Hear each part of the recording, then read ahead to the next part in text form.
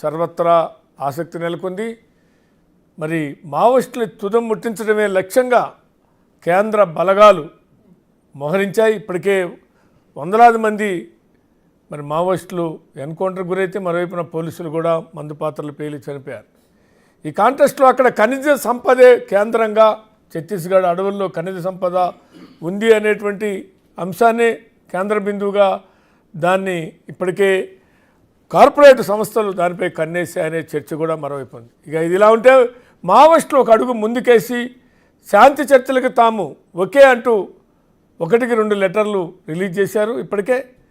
దీనికి అనుగుణంగా బయట ఉన్నటువంటి పౌర హక్కుల సంఘాలు, అదేవిధంగా భారత్ బచావో, ఇతర 6 నేషన్స్ కూడా మరి మావోయిస్టులు శాంతి చర్చలకు సిద్ధం అంటున్నప్పుడు కేంద్రం కూడా దీని మీద ఆలోచన చేయాలి అంటూ వారు ఇప్పుడు సంప్రదింపులు చేస్తున్నారు. ఇది ఇలా ఉంటే తెలంగాణ ప్రభుత్వ సంబంధించినటువంటి ముఖ్యమంత్రిని కూడా రేవంత్ రెడ్డిని కలిశారు. అటు శాంతి కమిటీ, మరోవైపున భారత్ బచావో మంత్రి సీతక్కను కూడా కలిశారు. ఇక దీని మీద ఒక పార్టీలో చర్చించి ప్రభుత్వం ఒక నిర్ణయం తీసుకుంటుంది. క్యాబినెట్లో కూడా దీని మీద ప్రస్తావిస్తామని ముఖ్యమంత్రి హామీ ఇచ్చారు. ఇక దీనిపై సర్వత్రా ఆసక్తి నెలకొంది. మరి ఇది ఎటు దారి తీస్తుంది, దీని ప్రయాణం ఎటువైపు, ఆ రకంగా మావోయిస్టుల భవిష్యత్తు ఏంటి, వారి కార్యాచరణ ఏంటి, శాంతి చర్చలకి కేంద్రం ఒప్పుకుంటుందా ఒప్పుకోదా, ఇలాంటి అనేక మౌలిక ప్రశ్నలు ఇవాళ సర్వత్రా నెలకొన్నాయి. ఇదే మన సబ్జెక్ట్లోకి వెళ్దాం. అంతకన్నా ముందు ఒక్కసారి ఆ వివరాలు చూద్దాం. ఆపరేషన్ ఖగార్ ఇప్పుడు పొలిటికల్ టర్న్ తీసుకుంటోంది. ఆదివాసీలను ఇబ్బంది పెట్టేలా బ్లాక్ హిల్స్ లో సర్చ్ ఆపరేషన్ ఏంటన్న ప్రశ్నలను వామపక్షాలు, పౌర హక్కుల సంఘాలు, బీఆర్ఎస్ వినిపిస్తున్నాయి. పార్టీ నిర్ణయం తరువాత శాంతి చర్చలపై నిర్ణయం దిశగా తెలంగాణ ప్రభుత్వం ఆలోచిస్తోంది. సో ఛత్తీస్గఢ్ వైపు నుంచి వచ్చిన బలగాలు కర్రెగుట్టలను ఈ నెల 21న చుట్టుముట్టాయి. అప్పటి నుంచి కూంబింగ్ కొనసాగుతూనే ఉంది. మొత్తం 24,000 మంది బలగాలతో ఆపరేషన్ ఖగార్ సంచలనంగా మారింది.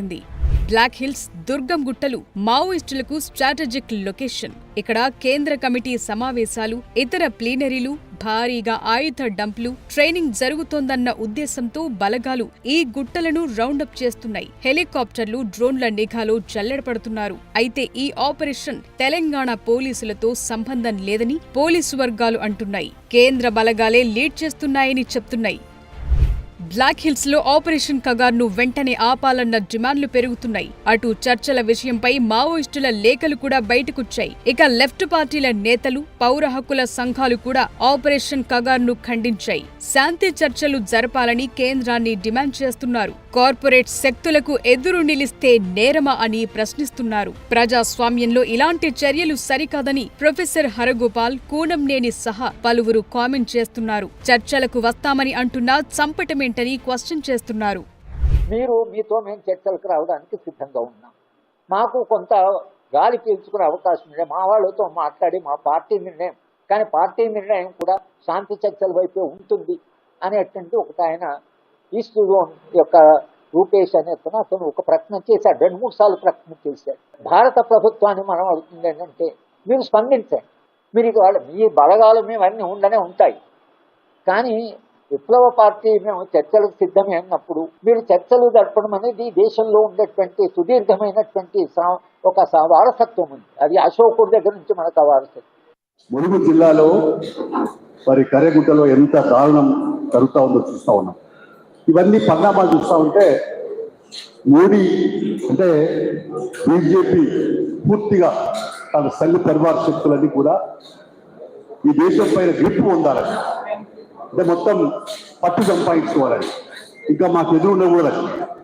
ఇప్పుడేమో కొంత 3వసారి ఆయన అధికారం చేపట్టినప్పుడు ఏదైతే ఎదురు రాకి అంటే కొంతమందిని చంద్రబాబు నాయుడిని లేకపోతే నిశ్చిత కుమార్ ఇట్లాంటి వాళ్ళను కలుపుకొని కూటమి ఏర్పాటు చేసుకోవాల్సి వచ్చింది. అంటే ఆయనకు సొంతంగా ఈ ప్రభుత్వాలు ఏర్పాటు చేసే మెజార్టీ కాబట్టి చేస్తున్నారు. అలాంటి ఉండదు భవిష్యత్తులో. అంతకుముందు బీఆర్ఎస్ రజతోత్సవ సభలో కేసీఆర్ కూడా ఆపరేషన్ ఖగార్ ప్రస్తావించారు. ఎన్కౌంటర్లు ప్రజాస్వామ్యానికి విరుద్ధమని, బలవంతంగా మావోయిస్టులను అంతం చేయటం కాకుండా శాంతి చర్చలు జరపాలని కేంద్రాన్ని డిమాండ్ చేశారు. ఇవాళ కేంద్ర ప్రభుత్వం ఖగార్ అనే ఆపరేషన్ పేరు మీద ఛత్తీస్గఢ్లో యువకులను, గిరిజనులను ఊచకోత పోతా ఉన్నారు. అది ధర్మం కాదు.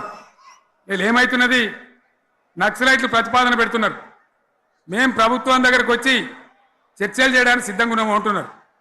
నేను కోరుతా ఉన్న కేంద్ర ప్రభుత్వాన్ని, బలం ఉన్నది కదా అని చంపుకుంటా పోవుడు కాదు, అది ప్రజాస్వామ్యం కాదు. ఆపరేషన్ కగార్ వెంటనే ఆపేయండి. వాళ్ళని పిలిచి, ఆ నక్సలైట్లను పిలిచి డెమోక్రటిక్ స్పేస్ ఇచ్చి చర్చలు జరపండి. గత 10 ఏళ్ల బీఆర్ఎస్ పాలనలో 3500 మంది నక్సలైట్లు లొంగిపోయారని, రెడ్ కారిడార్ రాష్ట్రాలు, రాజకీయ పార్టీలతో చర్చలు జరపాలని కవిత అంటున్నారు. ఆపరేషన్ కగార్ను మారణకాండగా అభివర్ణిస్తూ తెలంగాణలో చాలా చోట్ల నిరసన ర్యాలీలు జరుగుతున్నాయి.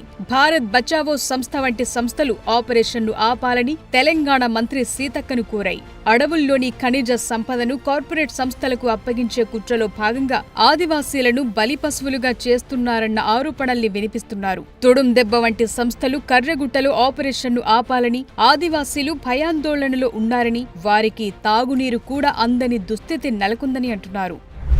మరోవైపు ఆపరేషన్ కగార్పై రాష్ట్ర బీజేపీ నేతలు రియాక్ట్ అవుతున్నారు. చేతిలో తుపాకీ పట్టుకుని శాంతి చర్చలు అనటూ ఎంతవరకు సమంజసమని కేంద్ర మంత్రి కిషన్ రెడ్డి క్వశ్చన్ చేస్తున్నారు. శాంతి చర్చల కంటే ముందు మావోయిస్టులు తుపాకులు వదలాలని, తుపాకులు వదిలేస్తున్నామని ప్రకటించి శాంతి చర్చలకు రావాలన్నారు.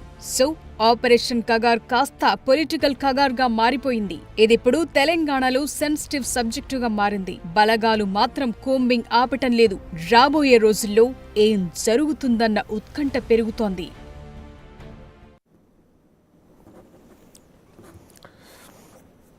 ఇక ఇదే అంశంపై మనతో చర్చలో పాల్గొనేందుకు